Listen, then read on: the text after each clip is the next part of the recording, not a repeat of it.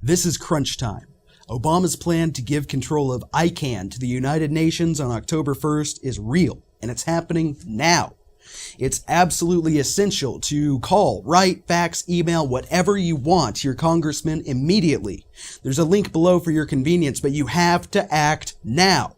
For those who missed our previous video, what's happening is both kind of difficult but easy to understand at the same time. Obama is giving away ICANN, and that's the Internet Corporation for Assigned Names and Numbers, to a United Nations-controlled entity. And ICANN, to put it simply, is the organization that issues domain names. It's the group that connects Facebook.com to a DNS address. It's the reason you can type thehonestmedia.com into your browser instead of a bunch of periods and numbers. And ICANN has been in the United States since its inception, and this is a very good thing. In this country, we have a First Amendment that protects free speech, and more importantly, political speech. It's a thing that allows me, some random journalist in the Midwest, to be critical of Obama, Hillary, and most importantly, governments like Saudi Arabia, China, Iran, and others. ICANN leaving the United States would give these kinds of countries, Saudi Arabia, Iran, China, and Russia, the ability to shut American journalists down. This is unacceptable. I mean, in Saudi Arabia, they disallow Christians and can legally murder gays. Iran is a sponsor of terrorism and has been for decades. China has suicide nets to prevent their workers who live and work like slaves from killing themselves. In Russia, okay, I generally like Russia, but Russia has laws on the books that essentially make it illegal to be gay in public.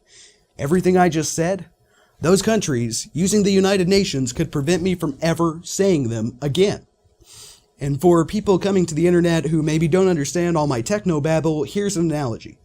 It's the old days, say 1955. You call the operator on the phone and say, I need to reach John Doe in Albuquerque, New Mexico at this address. And you expect the operator to be a neutral party, right? Someone who does nothing but connect you to Mr. Doe in Albuquerque, right? Now imagine the operator is located in Soviet Russia, and they know John Doe is a journalist for the Financial Times. Instead of connecting your call, they say in a thick Russian accent, sorry, Mr. Doe's phone is disconnected, and hang up. Please, please, please, take action. Keep the internet free. Keep the internet here in America, where we created it, where we value the First Amendment. Do not let Obama give it away. Call your congressman, go to his office, send a fax, send an email, light a signal flare, do anything and everything you can.